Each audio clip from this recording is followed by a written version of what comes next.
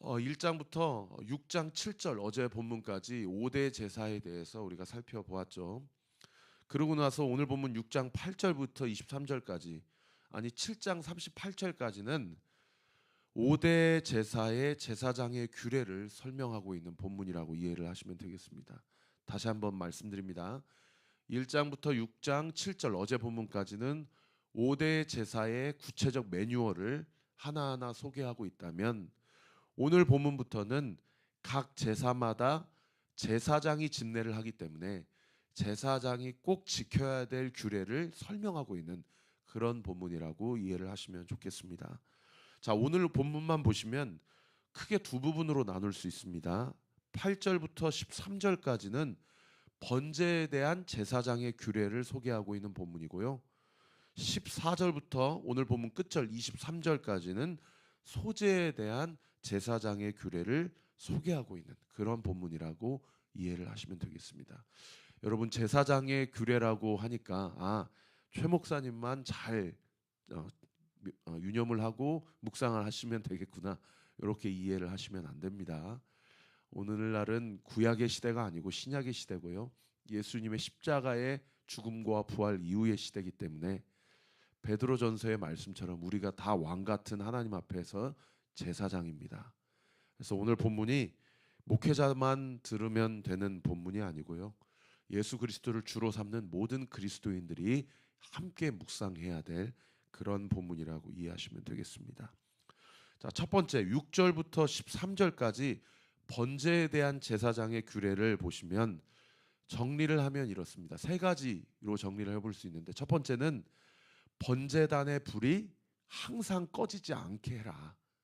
그 성소와 지성소 바깥에 이방인의 뜰 가운데 번제단이 있잖아요. 그곳에서 이제 번제물을 불로 태워서 하나님 앞에 번제로 예배를 드리는데, 그 번제단의 불은 24시간 365일 항상 꺼지지 않아야 된다.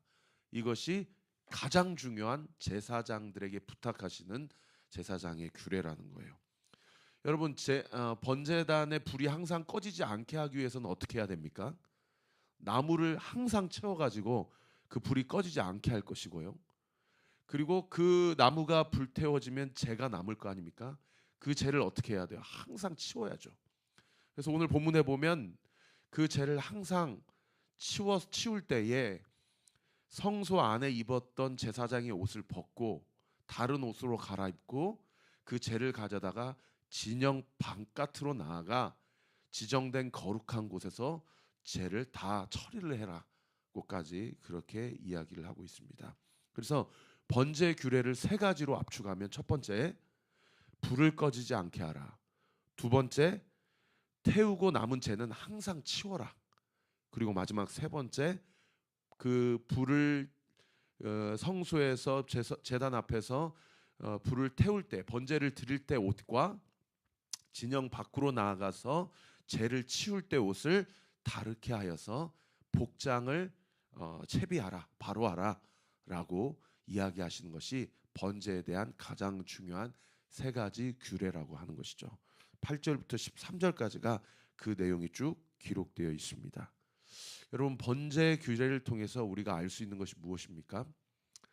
하나님 앞에서 영적으로 부지런해야 됩니다. 이 게을러서는 항상 불을 꺼트리지 않을 수 없게 되는 것이죠. 게을러서는 항상 불을 꺼트릴 수밖에 없는 것이죠. 그래서 항상 영적으로 깨어서 기도하고 하나님 앞에 우리의 삶을 삶의 예배로 올려드려야 된다는 것을 알 수가 있다는 것입니다. 자, 그런가 하면 두 번째 14절부터는 소제의 규례를 기록하고 있는데요. 거기 14절, 15절에 보시면, 우리 15절은 같이 한번 읽어볼까요? 시작. 그 소제에 고운 가루 한 움큼과 기름과 소제물의 유향을 가져다가 기념물로 제단 위에서 불살라라. 여호와 앞에 향기로운 냄새가 되게 하고라고 기록되어 있어요. 소제는 제사장이 항상 기록해야 될 게 세 가지인데, 하나는 고운 가루 한 움큼, 그냥 곡식 자체를 하나님 앞에 드리면 안 되고 다 그것을 빻아서 가루로 삶아가지고 그 가루로 삼아가지고 그 가루 중에 한 움큼만 하나님 앞에 불태워 드리고, 나머지는 제사장이 다 먹고 사는데 써라 라고 얘기를 하고 있죠. 그리고 그 한 움큼을 불로 그냥 태우는 것이 아니라 거기에 기름을 더하고 그 다음에 유향을 더해서 하나님께 향기로운 냄새가 되게 하라 라는 것이 소재의 제사장이 지켜야 될 가장 중요한 규례입니다. 그 나머지는 제사장의 몫으로 다 돌리되, 그때 제사장이 먹을 때 누룩을 넣지 말고 반드시 무교병으로 먹고 그것이 제사장의 영원한 소득이 될 것이다 라고 이야기하는 것이 소재의 가장 중요한 규례입니다. 여러분, 오늘날로 소재의 규례를 우리에게 치환해서 적용해 본다면 어떻게 적용해 볼 수 있을까요? 제사장에게 너 그 고운 하루 한 움큼 정도 1.5리터에서 2리터 정도만 나에게 바치고 나머지 전부는 다 네가 가져가서 먹고 사는 것으로 취해라 라고 이야기를 하고 있다는 것이죠. 다르게 얘기하면 하나님의 말씀대로 살아갈 때 너의 먹고 사는 모든 실질적인 그런 문제는 다 내가 책임져 주겠다라고 약속을 해주고 있는 그런 본문이라고 보시면 되겠습니다. 나중에 민수기 18장에 가보면 하나님께서 레위 지파에게, 이스라엘 12지파 중 한 지파인 레위 지파에게는 땅을 주지 않으시고 기업을 주지 않으시고 내가 너희의 영원한 기업과 소득이 될 것이다 라고 먹고 사는 모든 문제와 재산과 관련해서 책임져 주실 것을 약속해 주고 있는 본문 우리가 바라볼 수 있습니다. 사랑하는 성도 여러분, 오늘 하루도 이 첫 시간을 하나님 앞에 내어드리면서 하나님의 말씀을 붙잡고 불안해하지 마십시오. 두려워할 필요도 없습니다. 하나님께서 오늘 하루를 살게 하시는, 또 살 수 있는 그 힘을 공급해 주시고요, 우리의 모든 먹고 사는 문제를 책임져 주실 것을 믿으시기를 예수님의 이름으로 축원합니다.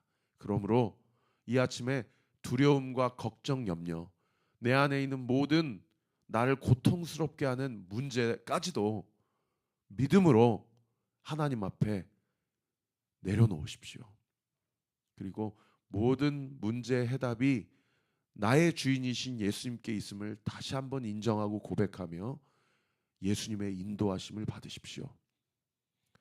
우리의 삶을 책임지시고 우리의 모든 문제를 해결하시는 우리 주님께서 하나님의 때에 하나님의 방법으로 해결하실 것을 믿으시기를 예수 그리스도의 이름으로 축원합니다. 자, 마지막으로 19절부터 23절까지 보시면 이 소재와 관련해서 대제사장 위임의 날에 제사장들이 해야 될 상번제, 항상 매일마다 아침 저녁으로 드려야 될 예배를 소재 관련해서 부탁하고 있는 본문을 우리가 볼 수가 있습니다. 19절에 보세요.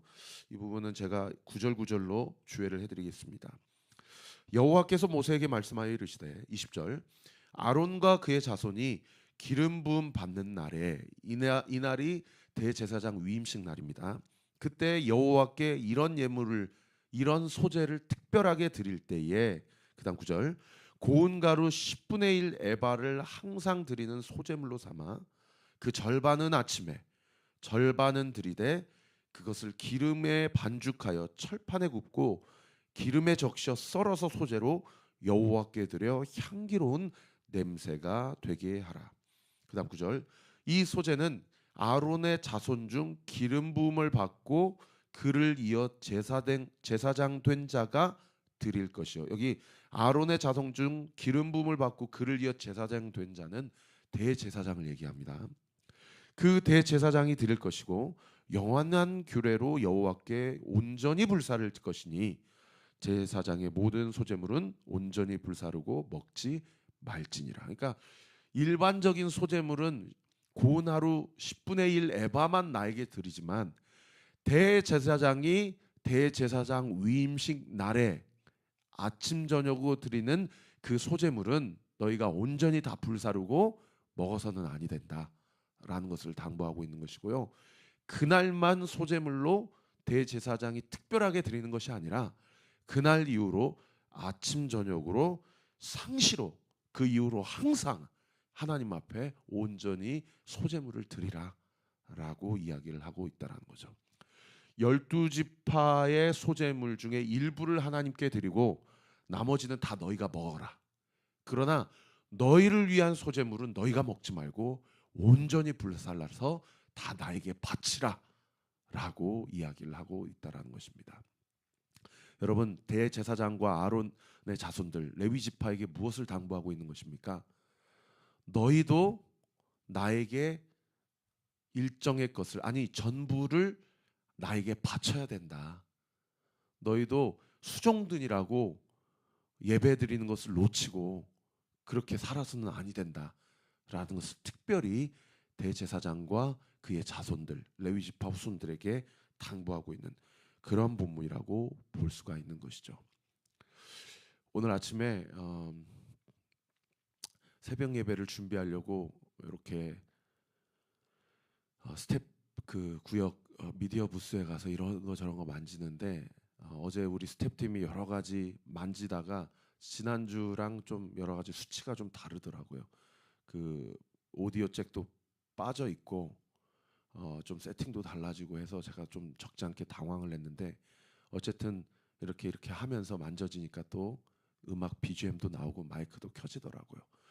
그러면서 우리 스태프들에게 부탁을 해야 되겠구나. 항상 주일날 모든 사역이 마치고 나서는 목사님이 월요일날 새벽 예배 바로 세팅할 수 전원만 키면 할 수 있도록 그렇게 준비하는 것까지 예배다 생각하고 그렇게 좀 했으면 좋겠다라는 것을 부탁해야 되겠다. 오늘 아침에 이렇게 단에 올라와 보니까 라인들이 이렇게 다 널브러져 있어요. 우리 차량팀에게 부탁해야 되겠구나. 그냥 예배 끝났다고 가는 것이 아니라 자기가 예배했던 그 현장의 라인 정리, 그리고 내일부터 시작될 새벽 예배 세팅을 위해서 모든 것들이 정갈하게 잘 준비될 수 있도록 그것까지 예배라고 생각하고 섬겨달라라고 좀 부탁을 해야 되겠구나, 그런 생각이 들더라고요. 제가 무슨 얘기를 하고 싶어서 이 말씀을 드리는 거 아니, 사랑하는 성도 여러분, 우리가 다 레위 지파로 하나님 앞에 만인 제사장으로 교회를 세우면서 하나님 앞에 수종 들고 있습니다. 그런데 우리가 교회를 섬기는 일에 집중하다 보면 예배를 드리는 일을 놓치게 돼요. 하나님께서 오늘 소재와 관련해서 제사장들만 특별한 영원한 교회로 당부하고 있다는 것은 우리가 수종드는 일에 정신이 팔려서 예배드리는 하나님과의 관계의 핵심을, 그 영적 본질을 절대 놓쳐서는 아니 되겠구나, 그런 생각이 들었습니다. 오늘 이 한 주 시작하면서 하나님의 은혜와 사랑 가운데 어제 드렸던 우리의 예배가 오늘부터 시작되는 제사장으로서의 나의 삶의 예배와 동일하게 하나님 보시기에 기뻐 받으시는 예배가 되기를 우리 구주 예수 그리스도 이름으로 축원합니다. 우리 함께 기도하겠습니다. 사랑의 하나님, 감사를 드립니다.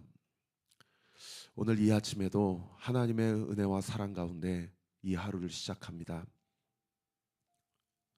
오늘 하루의 삶의 예배가 어제 거룩하고 구별된 주일날 드렸던 그 예배와 동일하게 하나님께서 기뻐 받으시는 예배가 될 수 있도록 오늘 하루의 삶 우리와 함께하여 주시옵소서.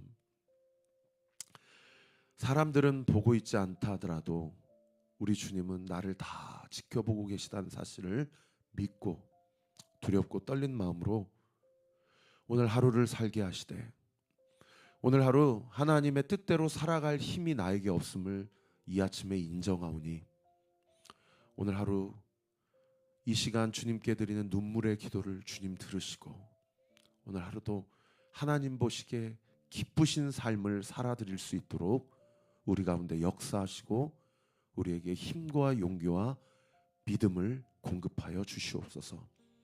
오늘 어버이날입니다.